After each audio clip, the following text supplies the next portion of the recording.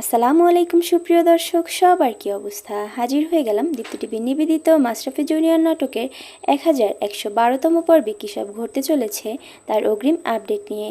এই পর্বটি কেউ মিস করবেন না, কারণ এই পর্বে আপনারা দেখতে পারবেন সিতারা বেগমকে দেখা যাবে সে এবার তার ছেলেকে নিয়ে প্ল্যান করে গোপনে আয়ানদের বাড়িটা বিক্রি করে দেওয়ার সিদ্ধান্ত নেবে। তাই তো সে ঘরবাড়ি পরিষ্কার পরিচ্ছন্ন করার নাম করে গেস্ট রুম পরিষ্কার করে রাখবে তার ছেলের জন্য।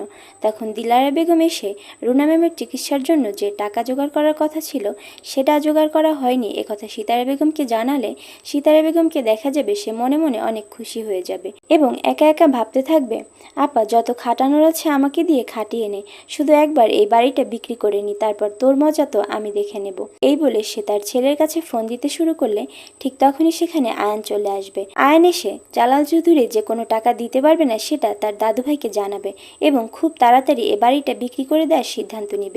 একথা শুনে সিতারা বেগমকে দেখা যাবে সে অসুস্থ হয়ে যাওয়ার নাটক করবে।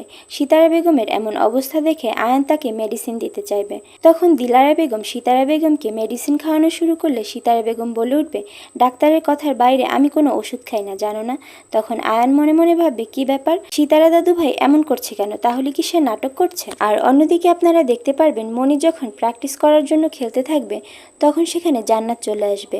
জান্নাত এসে মনির সাথে কথা বলতে শুরু করলে তখন সেখানে নাইলা এসে বলবে, কি ব্যাপার মনি, এখন কি কোনো কথা বলার সময়? আর ওর সাথে তোমার কিসের কথা? তোমার দলের কোনো তথ্য তুমি ওর সাথে শেয়ার করতে পারো না। যাই হোক, আমাদের সাদা দলের ভাগ্যে বোলিং পড়েছে, সুতরাং তোমাকে বল করতে হবে।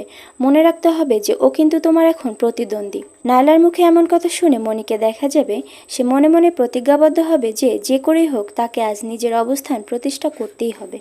আর এছাড়াও থাকছে আশ্চর্য সকল ঘটনা। সুতরাং সবাইকে মাশরাফি জুনিয়র নাটকের আগামী পর্ব দেখার আমন্ত্রণ রইল। আর হ্যাঁ, ভিডিওটি ভালো লাগলে অবশ্যই চ্যানেলটি সাবস্ক্রাইব করুন। ধন্যবাদ।